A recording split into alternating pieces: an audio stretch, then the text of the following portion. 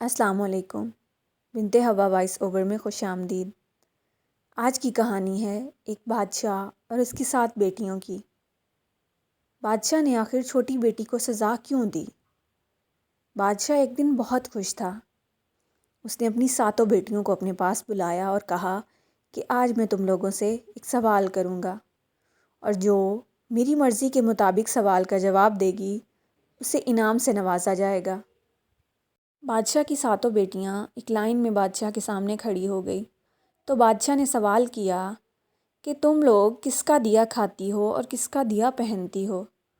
تو بادشاہ کی پہلی 6 بیٹیوں نے جواب دیا کہ ابا حضور، ہم آپ کا دیا کھاتی ہیں اور آپ کا دیا ہی پہنتی ہیں۔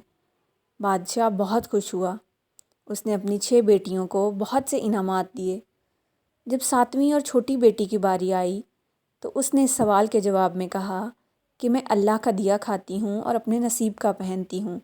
یہ سن کر بادشاہ کو بہت غصہ آیا۔ بادشاہ نے کہا کہ تم میرا دیا کھاتی ہو؟ تو شہزادی نے کہا نہیں، میں اللہ کا دیا کھاتی ہوں۔ بادشاہ نے فوراً شاہی ملازموں سے کہا کہ اس کو جنگل میں چھوڑ آؤ اور اس کے تمام زیورات اتار لیے۔ شاہی غلام چھوٹی شہزادی کو جنگل میں چھوڑ آئے۔ شام کا وقت تھا۔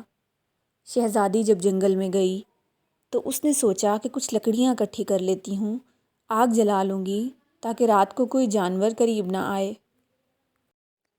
شہزادی لکڑیوں کی تلاش میں جنگل میں چلی جا رہی تھی کہ اچانک سے اسے ایک جھونپڑی نظر آئی۔ شہزادی حیران ہوئی کہ اتنے سنسان جنگل میں کون رہتا ہے۔ جب شہزادی تھوڑا آگے گئی تو اسے ایک بکری جھونپڑی کے پاس نظر آئی اور جھونپڑی کے اندر سے اسے کسی کے کھانسنے کی آواز آئی۔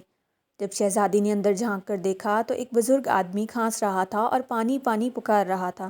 شہزادی نے اسے مٹکے سے پانی ڈال کر دیا تو بوڑھا آدمی اسے دیکھ کر حیران ہوا اور پوچھا کہ بیٹی آپ یہاں کیا کر رہی ہیں؟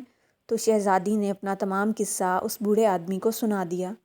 اس بوڑھے آدمی نے کہا کہ میں شہر میں کاروبار کرتا ہوں اور میں 7 دن بعد وہاں سے لوٹتا ہوں، تو تم میری جھونپڑی میں رہ سکتی ہو۔ شہزادی اس جھونپڑی میں رہنے لگی۔ بوڑھا آدمی صبح کام پر چلا گیا۔ شہزادی نے تمام جھونپڑی کی صفائی کی۔ شام ہونے لگی۔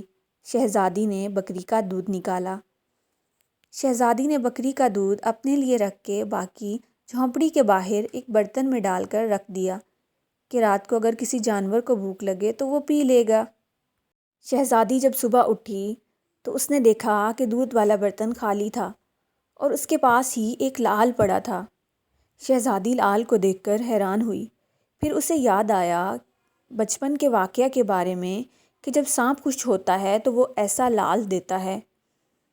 شہزادی نے لعل اٹھا لیا۔ اس لعل کی قیمت کئی ہیرے جواہرات سے زیادہ تھی۔ شہزادی نے وہ لعل اپنے پاس سنبھال کر رکھ لیا۔ دوسرے دن شہزادی نے ایسے ہی برتن میں دودھ ڈال کر رکھا۔ دوسرے دن بھی شہزادی کو وہاں سے لعل ملا۔ اس طرح 7 دن ایسا ہی ہوا۔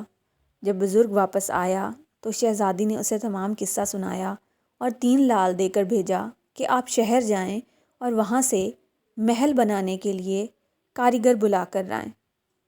شہزادی نے انتہائی خوبصورت محل تعمیر کروایا جتنا خوبصورت کبھی کسی کا نہیں تھا، اور شہزادی نے جنگل میں ہی لکڑیوں کی فیکٹری لگوائی جس سے غریبوں کو روزگار ملنے لگ گیا، اور اس طرح شہزادی کے بارے میں مشہور ہو گیا کہ شہزادی بہت نرم دل ہے، اور یہ خبر بادشاہ تک پہنچی۔ بادشاہ کو اس شہزادی سے ملنے کے لیے اشتیاق ہوا تو اس نے اپنے غلاموں کو شہزادی کے لیے پیغام دے کر بھیجا کہ بادشاہ آپ سے ملنا چاہتے ہیں۔ جب شاہی غلام شہزادی کے پاس آئے تو شہزادی نے انہیں پہچان لیا، اور شہزادی نے کہا کہ بادشاہ کو جا کر کہیے کہ میری ایک شرط ہے کہ وہ اپنی ساری بیٹیوں کو ساتھ لے کر آئیں گے۔ جب شاہی غلاموں نے بادشاہ کو یہ بات جا کر بتائی تو بادشاہ نے یہ شرط قبول کر لی، اور بادشاہ اپنی بیٹیوں کے ساتھ شہزادی کو محل میں ملنے گیا۔ چھوٹی شہزادی نے اپنا منہ ڈھانپ رکھا تھا۔ چھوٹی شہزادی نے بادشاہ اور اس کی بیٹیوں کے لیے 7 طرح کے کھانے پیش کیے اور 7 طرح کے ملبوسات اور زیورات زیبدن کیے۔ شہزادیاں اس شہزادی کو رشک کی نگاہ سے دیکھ رہی تھی۔ تو بادشاہ نے شہزادی سے کہا کہ آپ میری بیٹیوں جیسی ہیں اور میں نے آپ کی شرط کے مطابق اپنی بیٹیوں کو بھی ساتھ لایا ہوں، تو پھر یہ کیسا پردہ؟ شہزادی نے کہا، اچھا آپ اتنا اصرار کرتے ہیں تو میں تیار ہو کر آتی ہوں۔ دوسری شہزادیاں حیران ہوئی کہ ابھی اور کتنا تیار ہونا ہے۔ شہزادیاں انتظار کرنے لگی۔ جب شہزادی آئی تو وہ انتہائی فرسودہ لباس میں تھی۔ بادشاہ نے فوراً اپنی چھوٹی بیٹی کو پہچان لیا۔ بادشاہ رونے لگا۔